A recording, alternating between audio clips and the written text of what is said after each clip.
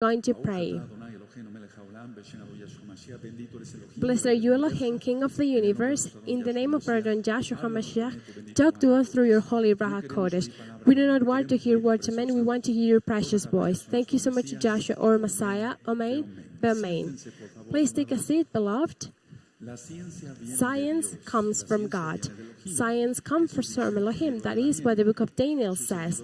Your servant, the one speaking to you, Dr. Javier Palacios Celorio, Doctor, Surgeon, Roeh, Pastor from the Kehila Gozo y Paz in Tehuacan, Pueblo, Mexico. Right now are appearing on your screen our websites that you can check. There you can find videos, audios, and study notes available in different languages that you can download, copy, and give away. Do it with all trust. I repeat, in this congregation, we do not do business with the word of the Almighty. I'm going to go and sit here to share this teaching with you, and blessed is the name of Yahweh for eternity. Memory. Everything that we need to know. Here it also comes, and I'm going to talk about lack of memory. Memory, beloved brothers, Achim, is without a doubt a precious gift from Elohim, from God for the new ones. Memory is a precious gift from the Almighty for humanity. Even though the animal kingdom also has memory. And certainly it is a gift that the Eternal Father gave to animals, to the animal kingdom. But in no way it can be compared to the gift that Elohim gave to men and women. Now, memory, before sin, before the fall of Adam and Eve, memory only worked to remember pleasant things because there was no sin. So the memory only worked to remember satisfactory, happy, beautiful things, but then the sin came, the sin of Adam and Eve, and the memory also started to remember unpleasant things. But that is something that we have to keep in mind. Before Adam and Eve sinned, there was memory, but only of pleasant things. Then after the sin of Adam and Eve, memory also started to work to remember unpleasant things. Indeed, Yahshua HaMashiach, who is the Elohim, the God of Israel, Yahweh is his name, Yahshua, he is the Almighty, he is the first one of having memory. It is not practically one of his attributes, because attributes are other things, and I've already talked about that. We don't know all the attributes of the Almighty, but one of his attributes is ahava, love, rachem, mercy, etc. Nevertheless, he is the first one, Yahweh, Yahshua, who has memory. That's why in the Bible says in the Tanakh, I will remember the promises that I made to your parents, Abraham, Isaac, and Jacob. It also says, he also says, I remembered about this or about that. Or he says, I will remember this or that. Or he also says, I will remember about this that I said to your parents, not only, but what he said to the prophets as well. But there's something beautiful in the memory of the Almighty, and that is a verse that I'm going to give you as a homework to look for it. We have mentioned it a lot of times here during the ministrations. I will not remember about your sins and your iniquities. I'm not going to remember. That means that the Eternal Father truly forgives. Now, we're talking about memory, but indeed, what is memory? Memory is the function through the one the soul keeps data that was acquired, gotten, and presented to the consciousness. That is indeed what memory is. It is a function that the Eternal Father has given to the human being, and it is through the one data is archived, and those are given and presented to the consciousness through attention. Because we have to pay attention, just as right now, for this teaching about memory. And that then later, those are quoted and presented again to the consciousness itself. So those are data, yes, that happen and presented to the consciousness, well, through attention, but then they are quoted again and given to consciousness itself. Now, memory is about three processes. And right now, for you, that you have doubts, that you say that you've lost your memory, I'm going to explain all of that, with the help of the Almighty, of course. Memory is about three processes. One, reception and register. We all receive and we register. The mind impression, a mind impression, reception and register. Mind impression. I didn't exactly say an impression of what we've seen, because there's people that they can't see, that they are blind, that they don't have the sight, but they have memory. So the first one, or the first process of memory, is reception and the register of a mind impression. It could be something that you heard, something that you touched, etc. The five senses go in there, something that you smelled, the sight, the ear, the smell, and the tact goes, all of them. Perception and register. Number two is the retention or preservation. Is not the perception. It is perceived and registered. That is already registered in your brain, in my brain.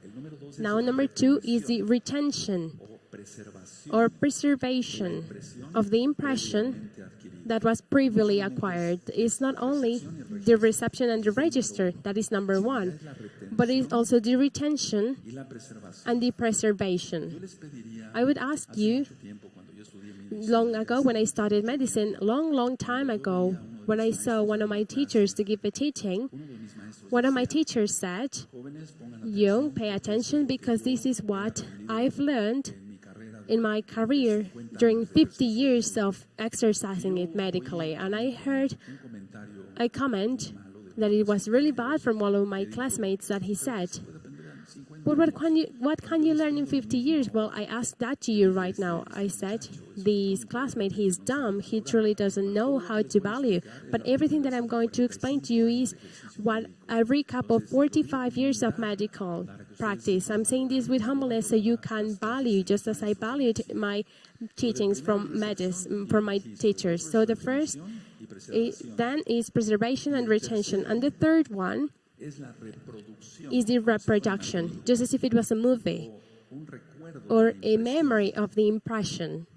Now, there could be memories that were recent or that were distant, and we're going to go deeper in that about memory. There are memories that are recent or that are distant.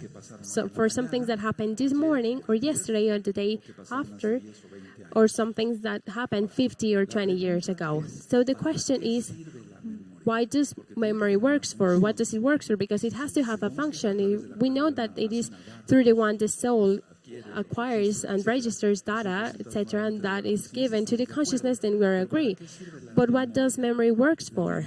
Memory works to take advantage of the experience. To take advantage of the experience. If we didn't have memory, we would commit mistakes, all of us, absolutely everyone, starting by myself, every moment. For example, each one of us in our work, we use memory. You are, for example, if you are someone that works with wood, you already know how to make a door. You keep that of making a door. What is going to change are the measurements and all of that, but you know how to make a door. In my case, a surgery. I have it registered, even though each patient is different. But what does memory works for? To take advantage of the experience. Take notes of that, because that is going to work for you, and then later you're going to help me to minister. So we take advantage of experience thanks to memory. Now, memory is influenced through the affection. I'm going to explain different things. And it tends to be modified according to the interests or the emotional needs of the person, of the individual. So the affection goes in, and the memory can be modified according to the interests, we're going to see that, or the emotional needs of each individual.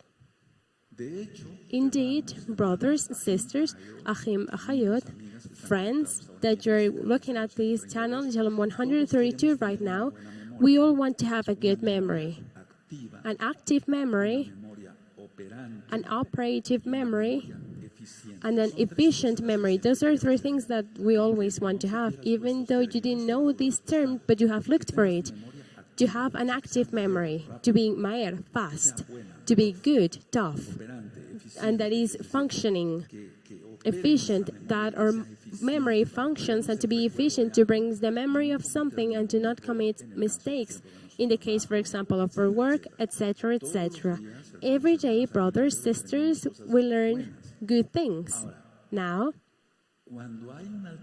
when there's an alteration of the function or the brain structure, the memory can be affected.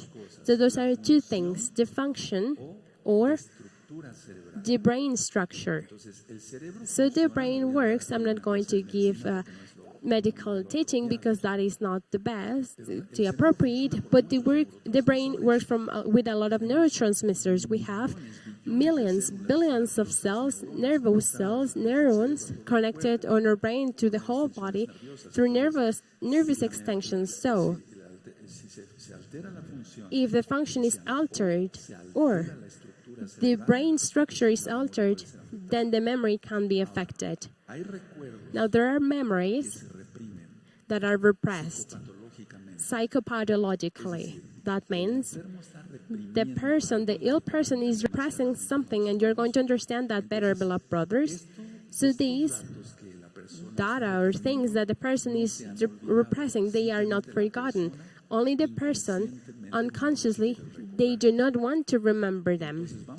So we're going to see that there are different kinds of memory loss, a physical loss of memory, a psychogenic, we're going to see it clearly, each one of the cases of it. So there are cases in the ones the memories are reprimed or put away, but these have not been forgotten, but these are just, they're still available, they're just suppressed. Just as if you go to a library and you put a book out, they're still available. Those are still available, but just the person they don't want to remember it. It is just like someone that had a bad experience.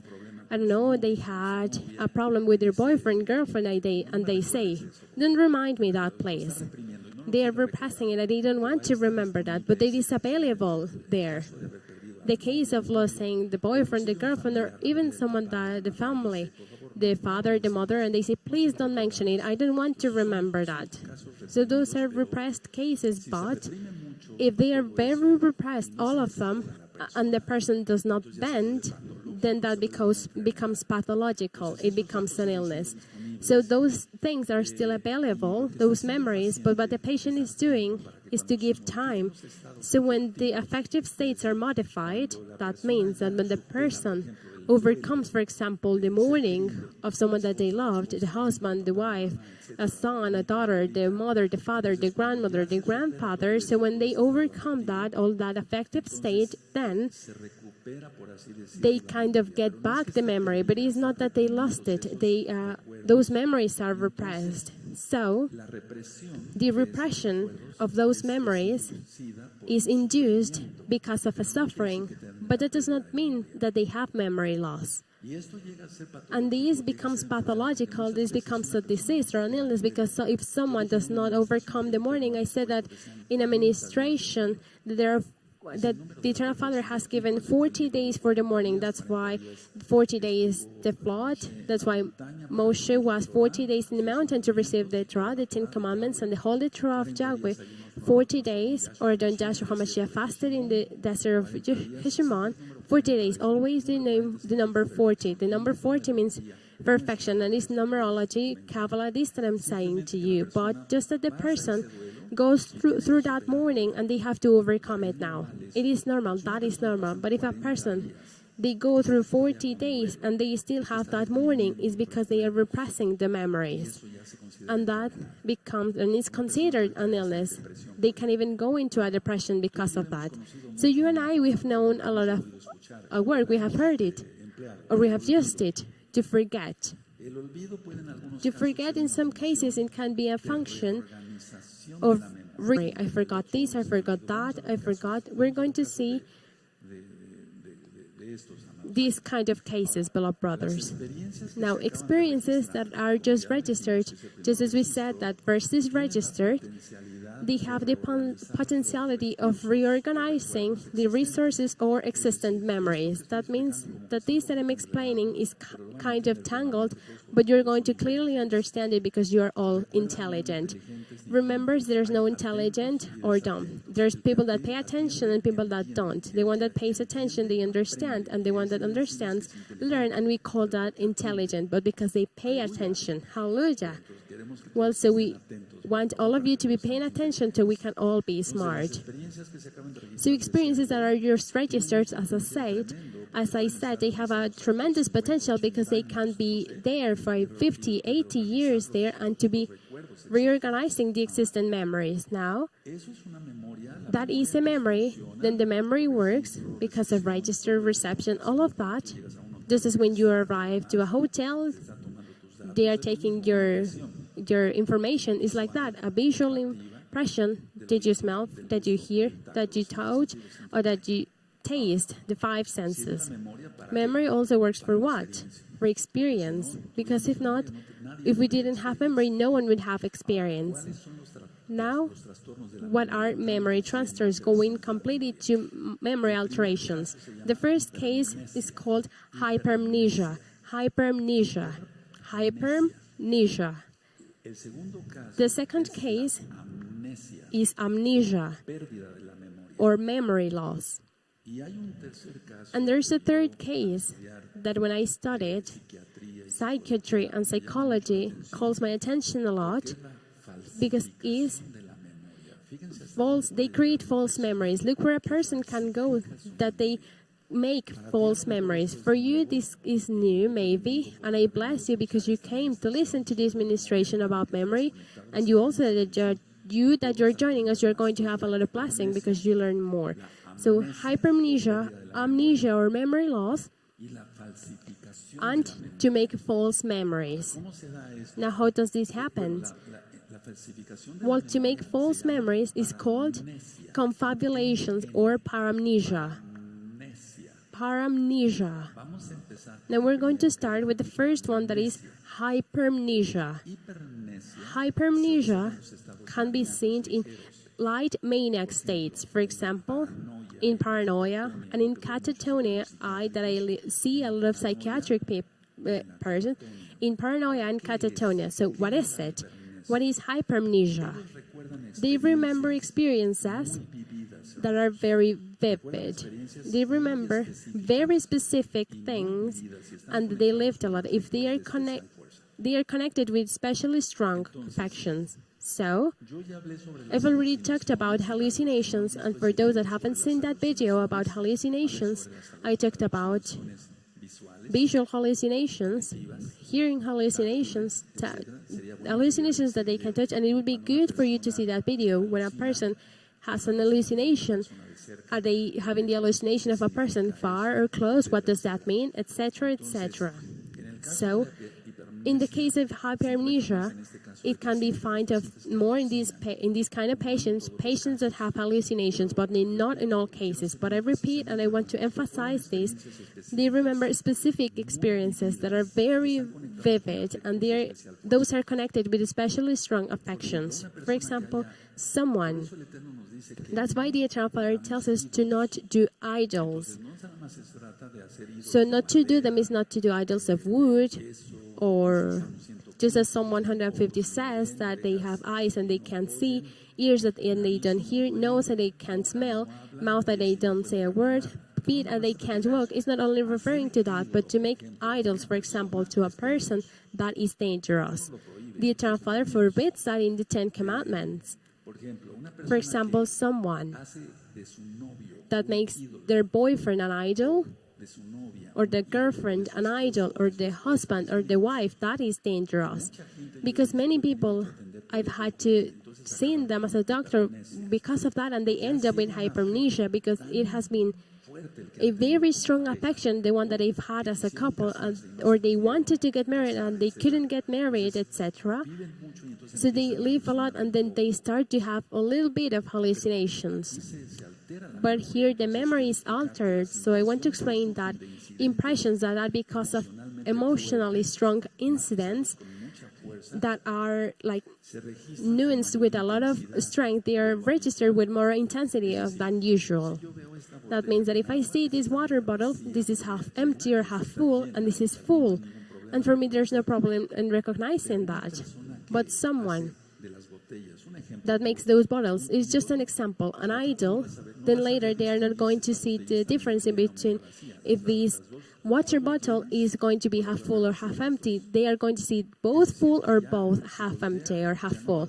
And if they look around, they are not going to remember if they were half full or full. That is hypermnesia. So there is a special affective state that is very strong, that is linked very strong, and those are registered with a lot of intensity. These things are registered with the impression that I said at you to the beginning. They are more registered with more intensity than usual, and that is stays more in the mind of a person, and from that, hallucinations can start. So, hypermnesia, just to finish with this, is to remember vividly the details of something. But generally, is because of idolatry. And remember that idolatry is forbidden. But people, I repeat again, they don't only do idols of something. They do idols of their car.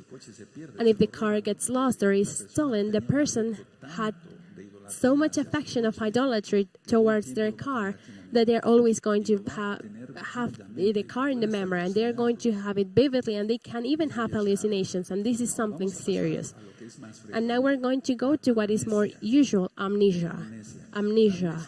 Amnesia is that they don't remember. They don't remember things that happened, and it can be because of organic factors or psychogenic.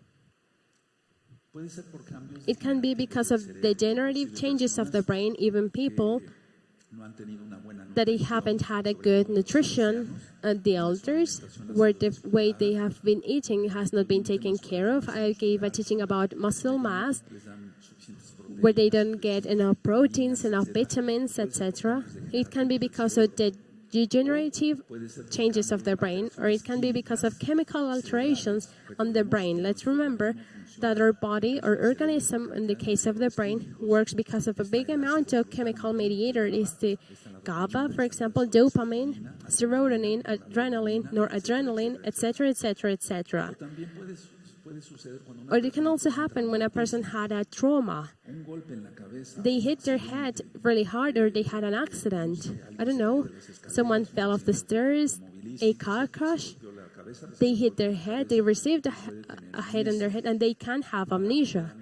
Now, amnesia is provoked because of the alteration of the register and of the retention. The register. So from there it starts, because a person that suffered an accident, many times they don't remember the way that happened. Then there is an amnesia because of that trauma. And they can lose the memory of things that happened before. That's what we used to saw in the movies, that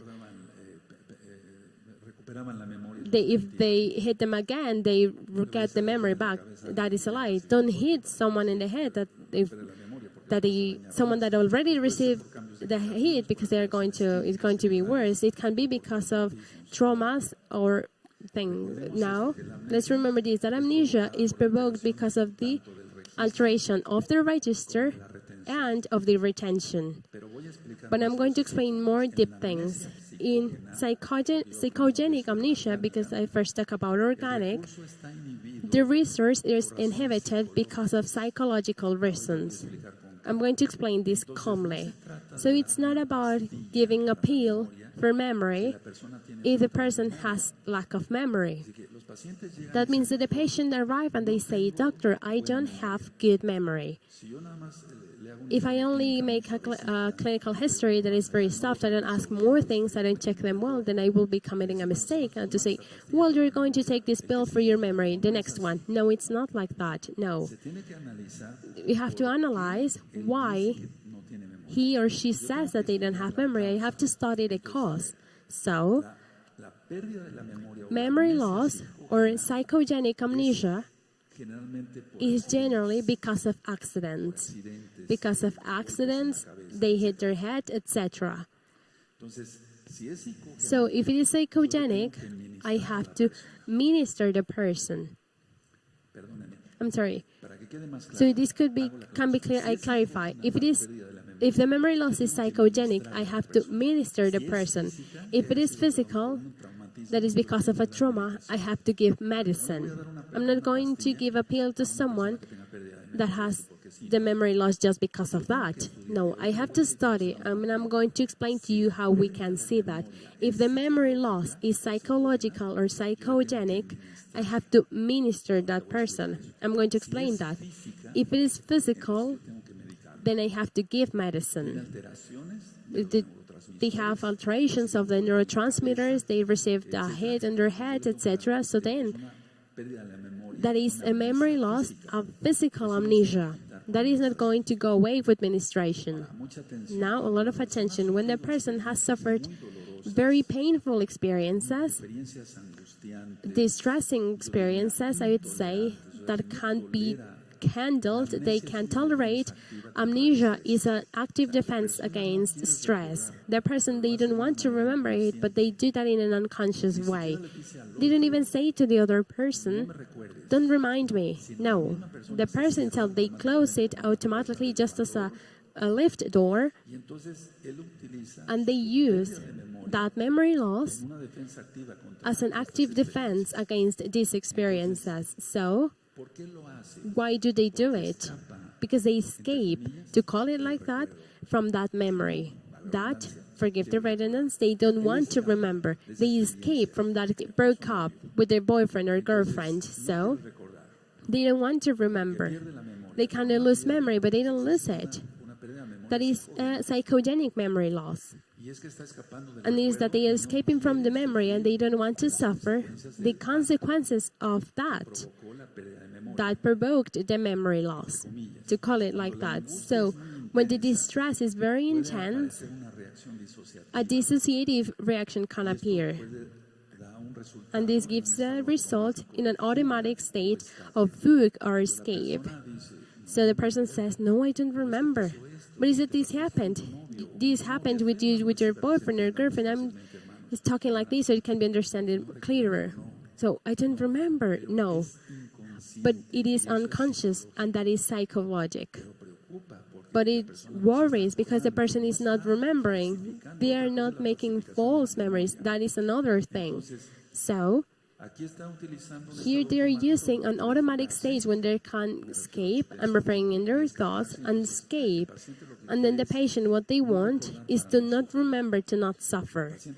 The patient loses memory of the past experiences, but even, I said it, psychopathologically, that they even lose the register of their identity. So a person has a physical trauma that is called physical amnesia.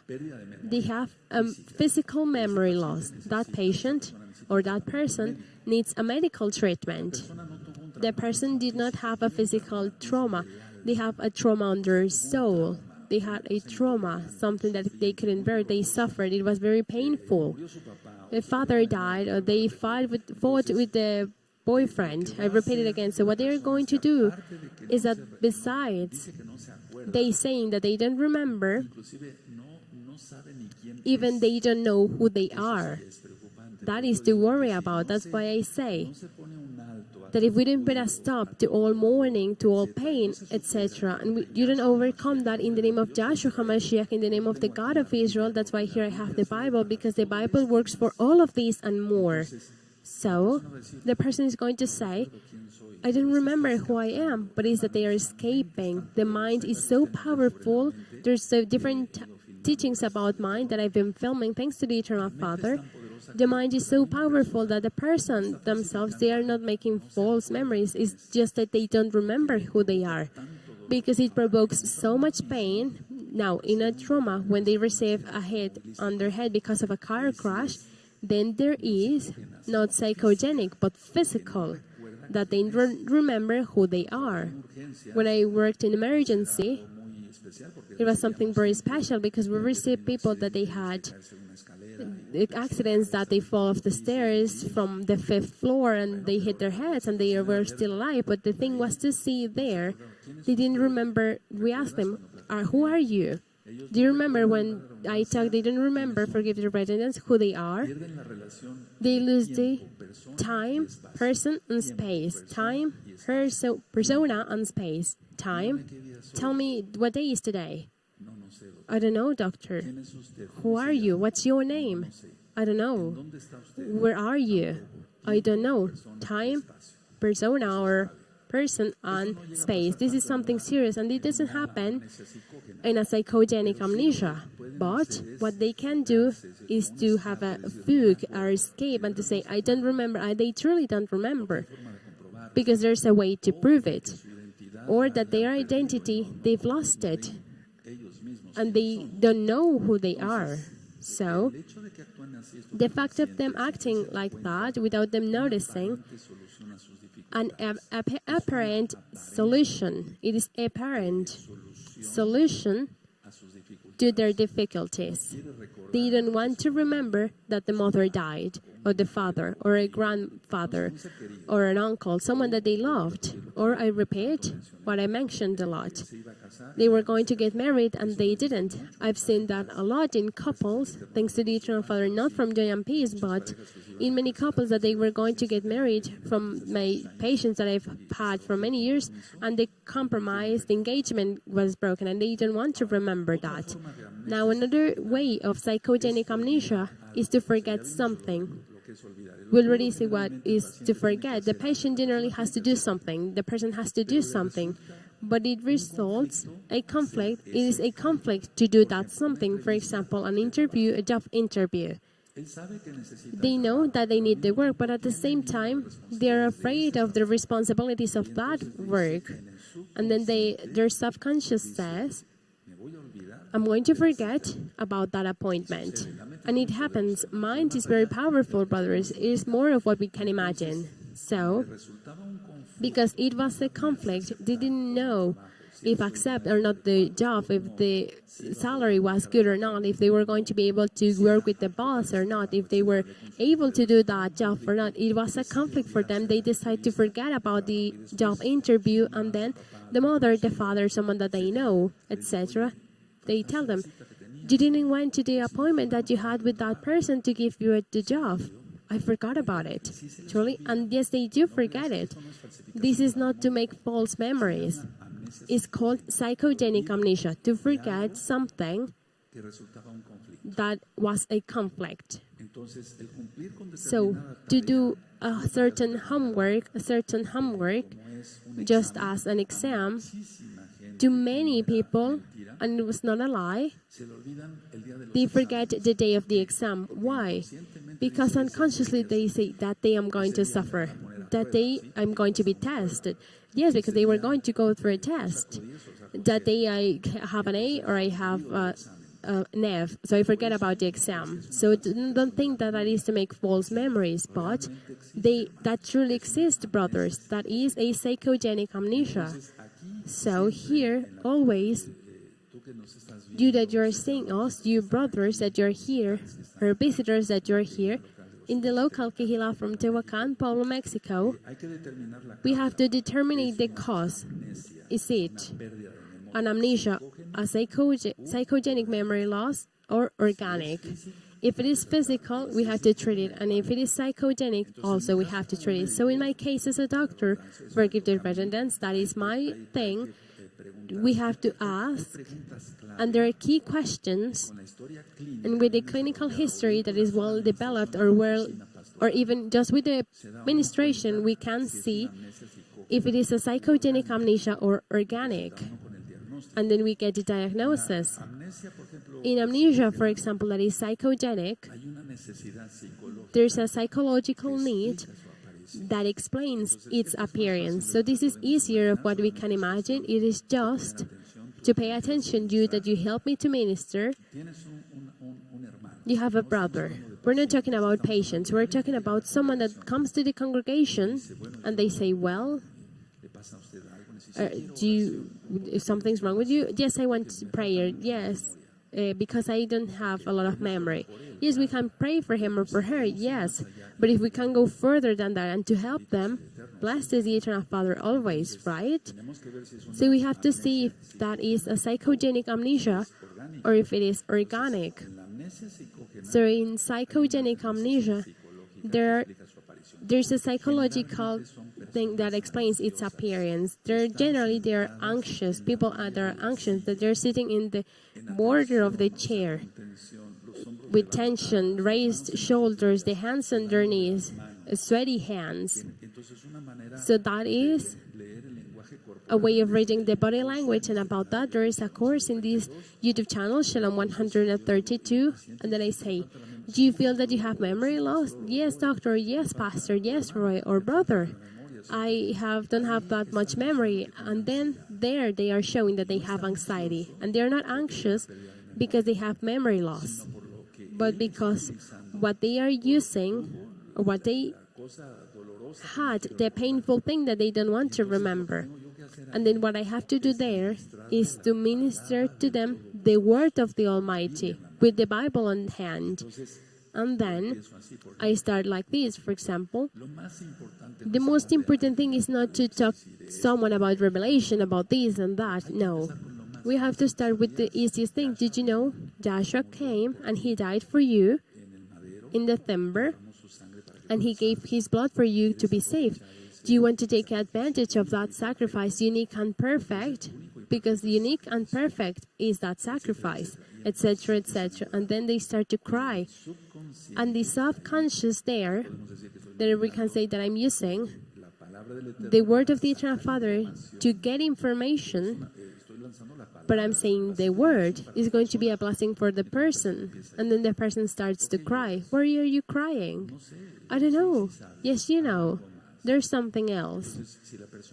So if the person is a believer, I don't have to tie demons and kick them out in the holy name of Yahshua HaMashiach. But if the person is not a believer, I have to make a deliverance. And in the deliverance, if you listen to the other teachings about deliverance 1 and 2, I renounce to my stubbornness, to my pride, to the exaltation of myself, to self-dependence, to the lack of submission. I renounce to ego, to pride, because that is the first problem. That's why the teachings about sanctification have been given. Or for example, if she's a woman, I make a repentance because of the abortions that I made. And the person starts to cry even more. That is something that they have repressed. They did not want to remember because it caused pain. You have to remember that. And you're going to ask for forgiveness to the Eternal Father Joshua because of one of those sins. How many abortions did you have? 5. You have to ask for forgiveness because of those 5. It is something that, and the deliverance goes in there. That is not going to go away with a pill for memory. Those are repressed things, memories that they don't want to bring to mind again because it causes a lot of pain. But then in the deliverance, if you listen to the teachings of deliverance 1 and 2, and it is available in different languages, it is in the study notes, in a video, and other teachings, there you're going to find it. So the person, when the person is completely delivered from all of that, then it's not hard for them to have the memory just as it was before. They just take out what they had repressed, and because they had something repressed, something that they registered, it was kept, and they did not want to remember it, and they called that "I'm losing the memory," but that is a psychogenic amnesia that cannot be fixed with a pill for memory. Now, attention of what I'm going to say. Look, if there hasn't been a conscious transfer, because that is something that, well, as a doctor, I have the obligation to check that. If there has not been a transfer and intellectual damage, it is probable that the amnesia is from psychogenic. They were never unconscious. Were you ever unconscious? I asked them this, not to all patients, but to those that I felt that is convenient. Were you unconscious? Or is there someone that saw you? And yes, they go with the mother, with the father. Yes, doctor, he hit his head 8 years ago and he got unconscious. Well, there was intellectual damage, so therefore that amnesia, that memory loss, is physical. It's not psychogenic. Whilst there's no alterations that function intellectually, and there was no unconsciousness, then the amnesia is psychogenic, and that can be helped with ministration of deliverance in the holy name of Yahshua HaMashiach. Look where the deliverance goes to, so a person can get the memory back. Now, attention. A selective amnesia. The memory loss, but that is going to be selective. The person is forgetting about the inconvenient things that happen that are psychogenic. They're not going to forget about everything, just certain details. For example, if they had 5 abortions, they're going to select only that they had the abortion, so it causes less pain. I don't know if I'm being clear. The person is going to say, I will edit out that those were 5 abortions, and I'm only going to say that I had an abortion. But that is to make their conscience calm. But the Bible says that whilst they do not confess their sins to God, to Elohim, to Joshua, there's no forgiveness of sins. That's why in Proverbs 28:13 says that those that confess their sins and stays away from those sins, that is the person that gets mercy from the Almighty. So then the person is going to say, I had an abortion. I had an abortion. It's not that they say it to other people. It's that just they're going to say, I had an abortion. But they're going to edit out in a selective way that those were 5 murders of those that if there's a repentance, the Eternal Father forgives, because it says that the blood of the Messiah forgives every sin. It's just the true repentance. Now, a full recovery and sudden of memory is frequent in psychogenic amnesia. I'm going to repeat this again because this is important. A complete recovery and sudden past of the memory, for sure, is a psychogenic amnesia. It's not physical. When? It is a physical amnesia because of a hit, they were unconscious, or there is an alteration of the neurotransmitters in the brain. Then, if it is an organic, the recovery is going to be very slow. It's going to be gradual. That is another way of us to seeing that.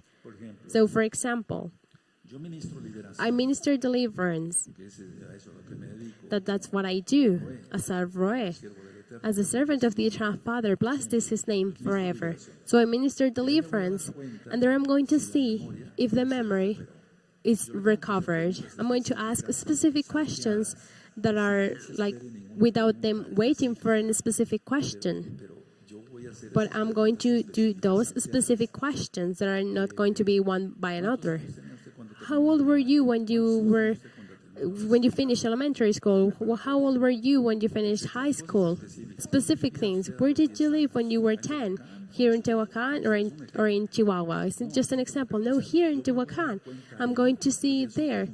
But those are specific questions. So, if the memory is recovered, because there's cases, blessed is the Eternal Father, if they get it fast again, if the memory recovery was complete and it was sudden, then it was a psychogenic amnesia. They were repressing something, and with the deliverance, blessed is the Eternal Father. Look, the miracles that the Almighty does. But if the memory loss, if that amnesia is physical, it is not going to be sudden. Unless the Eternal Father makes a miracle as well, for Him there's nothing impossible. But generally, those are healings. Then there is when, let's say, the gifts of the Ruach HaKodesh, Genuine as Holy Spirit, go in. There's faith, healings, miracles. Healings is one thing. Miracles are other. The miracle happens sudden, without any man intervention. The normal nature laws are interrupted, and the Eternal Father that makes miracles just as open the Red Sea or cure someone of cancer. But healings have a process, just as in the case of King Hezekiah, that fig dough had to be put on the wound, just as it says in the book of Isaiah, so his health could be recovered, even though Yahweh already gave the command for him to be healed immediately. He healed him.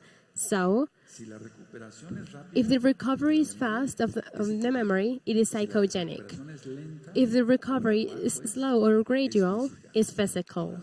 Now, a lot of attention of what I'm going to explain. Senile dementia, because many were asking for that teaching, and I include this a little here, this senile dementia, the memory loss in older people. Generally, it is because of an organic. It is not psychogenic. It has an organic origin, and it is because of the lack of oxygen in the brain and an alteration of the neurotransmitters that I've already said that there are many neurotransmitters, but generally it's because of lack of oxygen. So to not confuse this, the memory loss in general, when the patient is oversaturated of things to do, that means we have so much things to do in the day. For example, tomorrow I have to make a lot of phone calls. I have a lot of other appointments to do. So I'm saturated for tomorrow. But if that job, if that work, if I don't organize it, then there is when the person says, I'm having memory loss, I explain. If you have a lot of things to do, then many cases, they go and they say, Doctor, I'm losing memory. Or pray for my memory, please, because I'm not having enough memory. Or my memory is decreasing a lot. So what to do is not that they have memory loss if they are young, but that they have so much things to do that they don't organize it. Something as easy as that. So we have to organize completely all things that we have to do on our work, on our house, on our family, to put all the things, all our appointments. We have compromises with our family. First of all, with the Eternal Father. Second, with the family. Third, the ones that were believers, with the ministry. Each one of us, we have a ministry in the Kehila, here and there. We have things to do on our work. We have things to do with the government, to pay our taxes, to pay the car taxes, the public services, just as electricity, the trash, the water. If we don't organize them, I forgot it. No, we have to have an order. I always bring this notebook and a pen. And here I write the things that I have to do, and I also have an agenda and what I have on my phone. Why? Because like that I'm not going to forget what I have to do June 3rd at 10 a.m. So it's not that they have memory loss. I repeat, in senile dementia, it is lack of oxygen, and I'm going to give some practical advices for each thing. But just as easy that is to put order in the things that we have to do with the Eternal Father, with the family, with the ministry, with our jobs, 1,000 things that we have to do. Going to another thing, but it is also important. There are certain medicines that they decrease memory, just as benzodiazepines.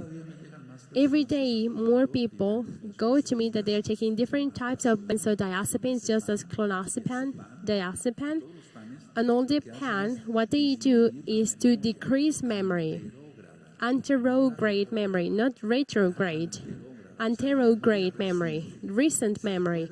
They remember what they did 50 years ago, but they don't remember what they had for breakfast today. Of recent events, also marijuana and other drugs, sadly, of a very common use in society worldwide that causes decrease of memory, anterograde, and it affects, and even in the boxes of those pills or medicine, it says, this medicine can reduce memory, and not only the memory, but the cognitive state. That means that the cognitive state is to be alert, to being conscious of what we are doing. Well, in each case, we're saying what to do.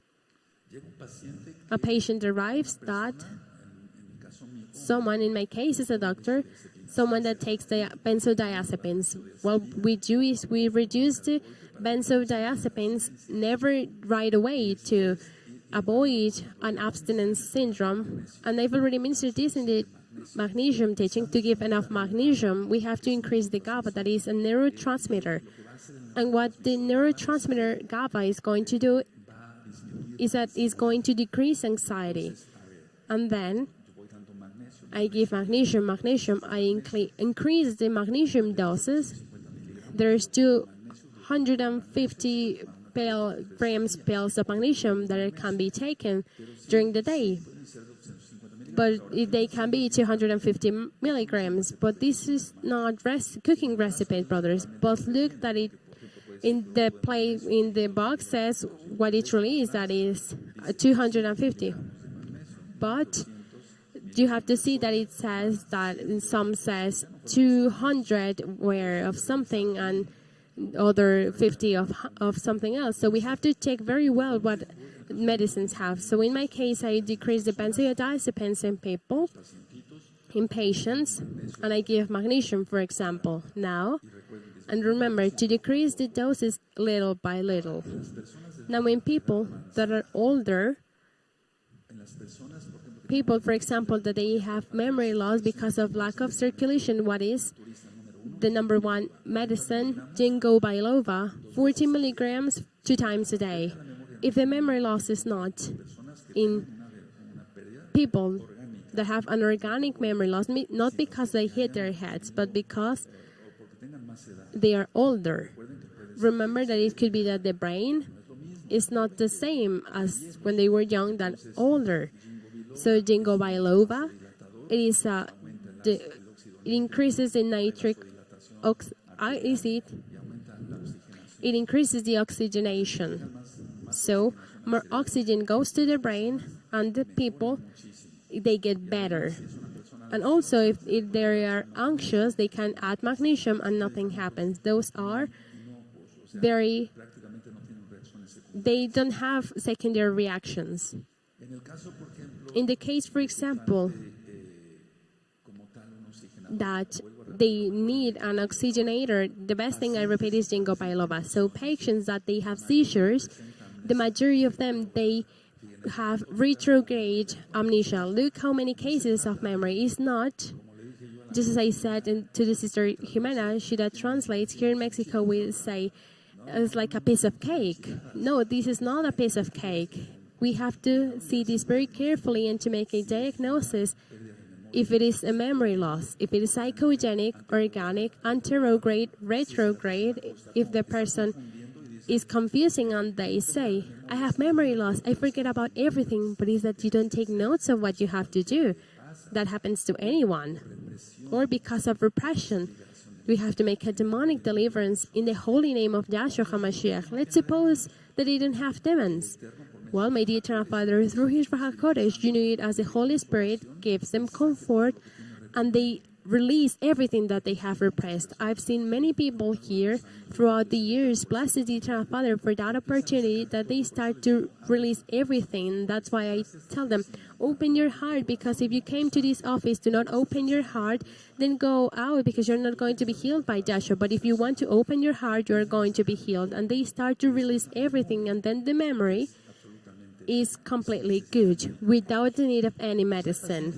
So there are patients that they have seizures and epilepsy, major epilepsy. Those people, they have retrograde amnesia.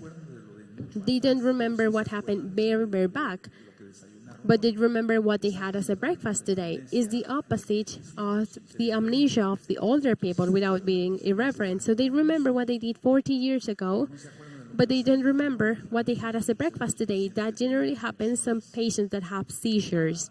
Now, I'm going to go to something that is very interesting, brothers. And I'm going to make a summary of everything so you can stay calm. And we are even going to do an exercise here. And I'm going to pray as well. Paramnesia, or confabulations, that is to create false memories. That is very interesting to see it. And I'm saying is because of an unbearable distress. They have so much distress that they can't bear it.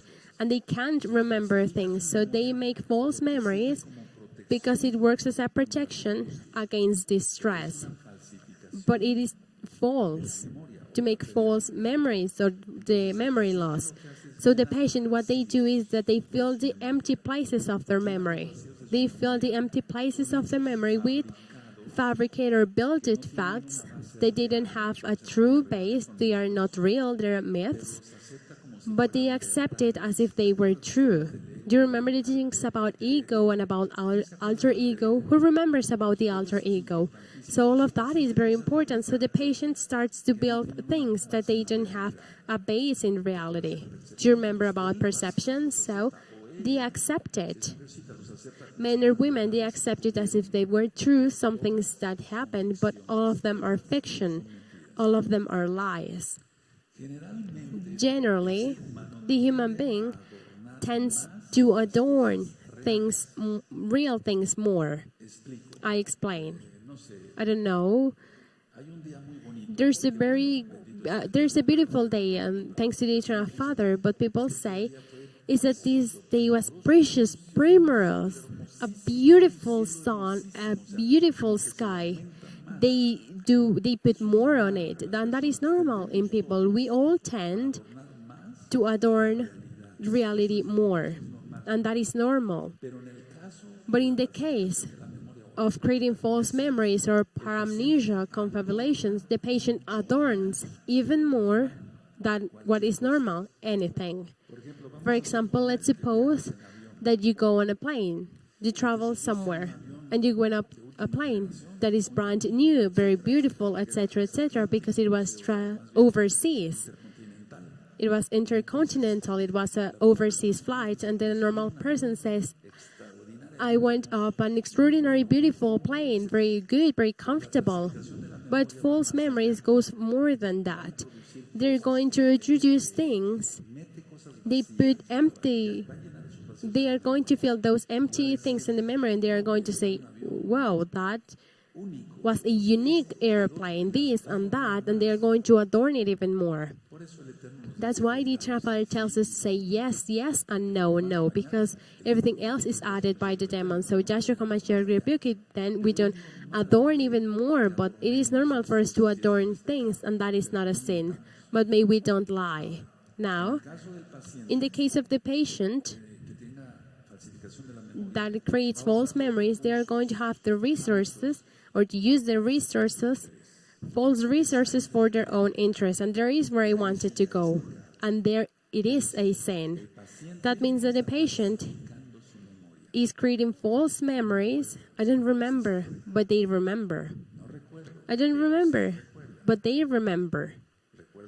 Do you remember that I gave you these 100 pesos and you said that you were going to give it back to me tomorrow? I don't remember. So it is their own interest. I don't know if I was clear here. So here they are altering on purpose the memory. That's why it's called false memories. And I'm going to make a summary. Someone arrives. Pay attention all. You here and there, please. Pray for me, please, because I've lost memory. I'm losing memory. Did you have an accident? No. Have you hit your head? No. Were you unconscious? No. Good. Then there, right away, I put away, discarded something that was caused because of a trauma. If it's a young person, generally they are not going to have transfers of neurotransmitters or all of that. That happens after 45, 50 years old. So generally, it is something that they have repressed. Psychogenic. How are you? Good. Are you sure you're good? Yes. Do you need help? No. To read their body language, to start to minister deliverance.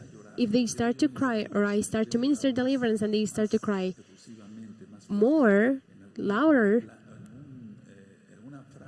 in a phrase that I mentioned, I renounce, for example, to all soul ties because of all the sexual relations that me, or to the fourth generation we had with different people. If there something wants to start to be manifested, then it is something that is repressed. He was in love, to say it like that, of course, of Angelica, of Martha, etc. That is not being in love. They are repressing things that are not right. They are hiding information. Or what I said of the abortions, because that is very common. I break Will the spirits of death, suicide, homicides, murders, abortions, if something is manifested there, then it is a psychogenic amnesia. They are repressing something. I hit. Yes, did you hit it? Yes, I hit my head. I was unconscious, etc., etc. Then we have to see that. That goes more than just administration.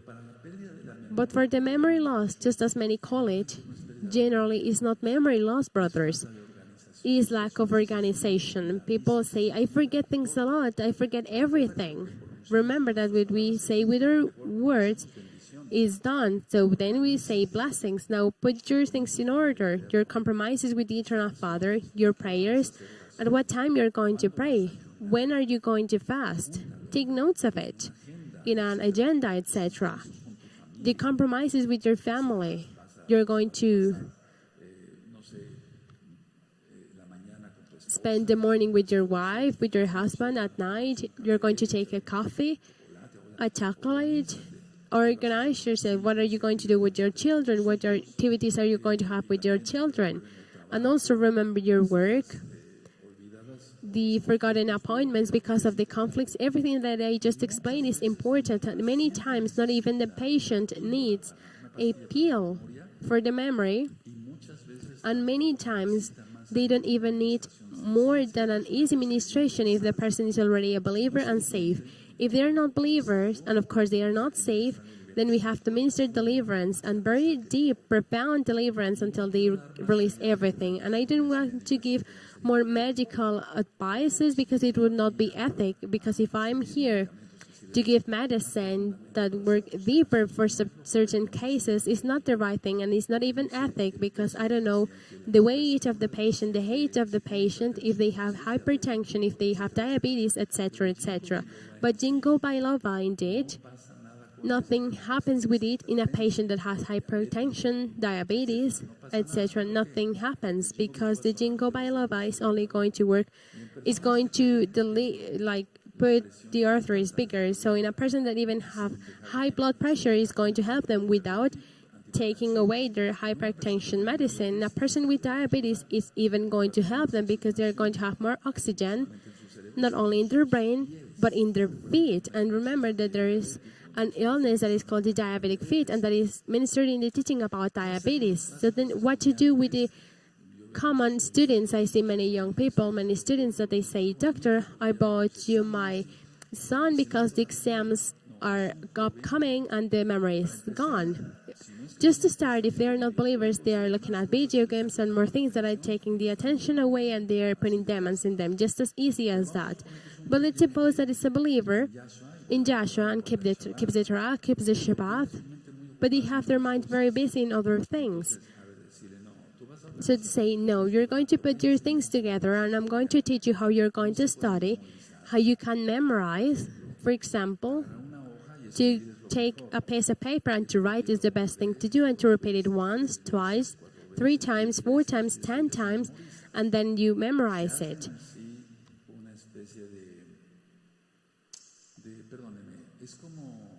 It is like wanting with certain keys to remember things. I remember that when medicine representatives that they have their boxes, and I say to them, are you going to tell me you're David? And how do you know that that is like an idiom? That is a way of remembering what they are going to do. David. I'm not referring to King David. We find there, I'm going to take notes of it.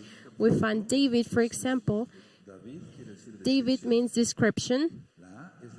A is action that a medicine is going to have. The V is the life, how much it lasts. The I is the indication. This is for medical representatives. And the D is the description of the project and the doses. That is called the David. You can also do your acronyms, and then if someone that is representing a medicine, I tell them, you forgot the A. You don't tell me the action. You forgot it. Do you see how you have to memorize your David better? So that is called an acronym, and those are techniques to memorize. Generally, you know Bible verses. Well, the best thing to do to memorize Bible verses, because that is a question, and thanks to the Raha College that reminds me, this is, Roy, I forget the Bible verses. I don't remember where they are. Yellow highlighter, or red highlighter, or green, or pink, or violet, the purple that you want, and to underline. If you ask me where, Jeremiah 33 verse 3, I'm going to tell you in the left side, upper left side. I'm going to tell you where it is because I know that there I underlined Jeremiah 33:3. Call to me and I will answer to you, and I'm going to show you hidden and great things that you don't know about. Have you underlined it like that? Then you remember. Maybe you don't remember the chapter or the verse. But when you less is going to remember, you're going to forget. You're going to remember if it's to the right, to the left, upper side, lower side, in the middle. If we use a highlighter, that's why I've told you when we're during demonstration, underline it and put a highlighter in it and put it with red, put it with yellow. I don't know. The thing is that those are ways for us to remember things. Psychogenic amnesia can be seen a lot, and with this I finish. People, they go with distress, anguish, and they say, I'm having memory loss. But that is because it is because of something that they don't want to remember because it causes a lot of pain.